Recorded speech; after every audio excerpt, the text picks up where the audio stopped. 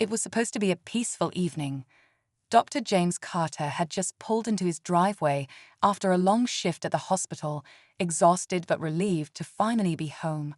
But just as he stepped out of his car, he noticed a man standing at the edge of his property, glaring at him with a look of pure contempt. "Hey, this isn't your house," the man snapped, his voice laced with anger. "What are you doing here?" Dr. Carter, still in his scrubs, was taken aback. "Excuse me," he asked, confused. The man crossed his arms, his expression hardening. "I know the people who live here, and you don't belong." For a moment, there was silence. Dr. Carter couldn't believe what was happening. Here he was, in his own driveway, being accused of trespassing, simply because of the color of his skin. The tension grew thick as the man's accusations turned into outright humiliation. He called Dr. Carter a fraud, saying he could never afford a house like this. But before he could say another word, something happened that changed everything. A truth so shocking, it left him speechless and full of regret. Dr. Carter took a deep breath, trying to stay calm. He had dealt with plenty of difficult situations in his career, emergency surgeries, life and death moments, but standing here, being judged in his own driveway, felt like a different kind of challenge. The man, who introduced himself as Greg, scoffed. "There's no way you own this house. I've lived in this neighborhood for years. I would have noticed if someone like you moved in." Dr. Carter studied Greg's face, searching for any hint of reason. But all he saw was deep-rooted prejudice, the kind that didn't budge easily. He reached into his pocket for his house keys, but Greg stepped forward, blocking his way. "I don't care what you say," Greg muttered. "I know when someone's lying." Just then, a sleek black SUV turned onto the street, its headlights cutting through the tension. It slowed as it neared them, and the driver rolled down the window. Greg's face shifted slightly, a flicker of recognition flashing across his features. Dr. Carter noticed it too. Whoever was in that car knew something Greg didn't expect. And whatever it was about to turn this entire situation upside down.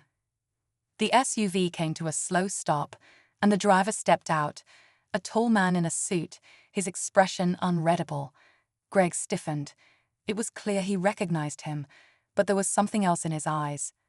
Uncertainty, maybe even fear. Dr. Carter watched as the man approached, his polished shoes clicking against the pavement. "Greg," the man said, his voice calm but firm. "What's going on here?" Greg hesitated, shifting on his feet. "This guy is trespassing," he muttered, though there was noticeably less confidence in his tone now. The man turned to Dr. Carter, glancing at his scrubs before offering a polite nod. "Dr. Carter," he said, surprising Greg. "I'm sorry about this. Are you all right?" Greg's head snapped toward him. "Wait, you know him?" The man sighed. "Of course I do. Dr. Carter is the head surgeon at Ridgeway Hospital. He saved my brother's life last year." The words hit Greg like a slap. His mouth opened, but no words came out. Dr. Carter remained silent, watching as Greg struggled to process what he had just learned. But even then, the truth hadn't fully settled, because what Greg didn't know yet, what was about to shake him even more, was how deeply connected he and Dr. Carter really were.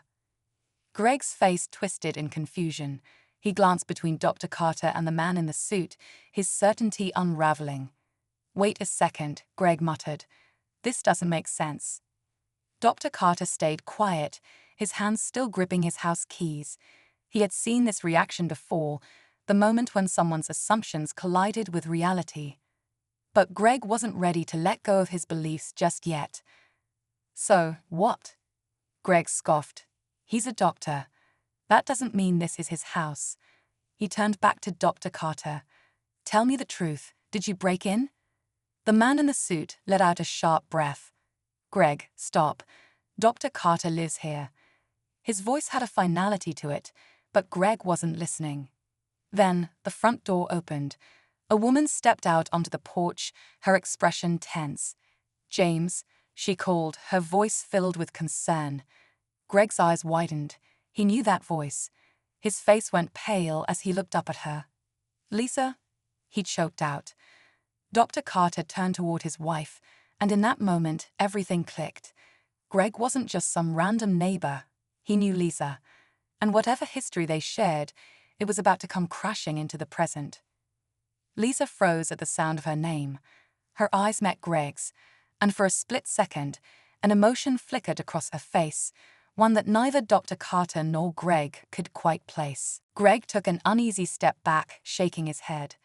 This isn't possible," he muttered. "Lisa, what are you doing here?" Dr. Carter's grip on his keys tightened. "She's my wife," he said, his voice steady but firm.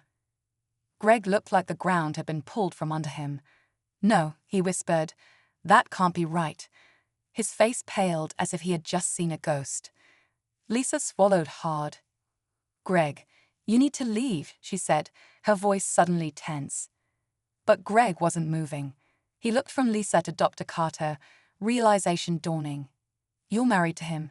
His voice cracked. "Lisa, you're my sister." Silence fell over the driveway. Dr. Carter blinked, absorbing the weight of Greg's words. He turned to Lisa, searching her face for confirmation. She looked away. Greg's fists clenched at his sides. "All this time," he said bitterly, "you never told me." Lisa inhaled sharply, her voice barely above a whisper. "Because I knew exactly how you'd react." Greg's chest rose and fell in sharp, uneven breaths. His own sister, his flesh and blood, had been keeping this from him for years. He looked at Lisa, then at Dr. Carter, his mind spinning. "You knew?" he asked Lisa, his voice strained. "You knew how I felt, and you still chose him." Lisa's eyes hardened. "I didn't choose anything, Greg. I fell in love. And I knew if I told you, you'd make it out everything but that." Greg shook his head. "You don't understand," he muttered. "You don't know what it's like to see everything you thought you knew change in an instant." Dr. Carter, who had stayed quiet, finally stepped forward. His voice was calm, but there was an unmistakable weight behind it. "No, Greg. You don't understand. You judged me before you even knew my name. Before you knew I saved lives. Before you knew I was married to your sister." He shook his head. "You never even gave me a chance." Greg swallowed hard. He wanted to fight back, to argue, but the truth had already sunk in. Then the unexpected happened. Lisa hesitated before speaking. "Greg, there's something else you need to know." Greg lifted his head, bracing himself. She glanced at Dr. Carter, then back at her brother. "James saved your life too." Greg's brow furrowed. "What are you talking about?" Dr. Carter sighed. "Years ago, you were in a car accident, brought in unconscious. I operated on you." His eyes didn't waver. "You wouldn't be standing here right now if I hadn't." Greg's breath caught in his throat. His knees felt weak as the weight of everything came crashing down. He had spent years carrying anger, resentment, toward the very man who had saved his life. Silence hung in the air. Then, for the first time, Greg didn't have anything to say. Greg stood there frozen, the weight of the truth pressing down on him. He had spent so much time holding onto his prejudices, convinced he knew the world and the people in it. But now, nothing made sense. The man he had insulted, humiliated, was the same man who had saved his life without even knowing who he was. Dr. Carter watched Greg carefully, but there was no anger in his eyes, only exhaustion. "I don't need an apology," he finally said. "I just hope you think twice before you judge someone again." Lisa stepped forward, her voice softer now. "Greg, this isn't about winning or losing. It's about realizing that people aren't who you assume they are. And maybe it's about letting go of the past." Greg's eyes dropped to the ground. He had spent years carrying resentment he never fully understood. But standing here, face to face with the truth, he finally felt it crack. He looked up at Dr. Carter, his expression unreadable, then exhaled slowly. "I have a lot to think about," he admitted. Without another word, he turned and walked away.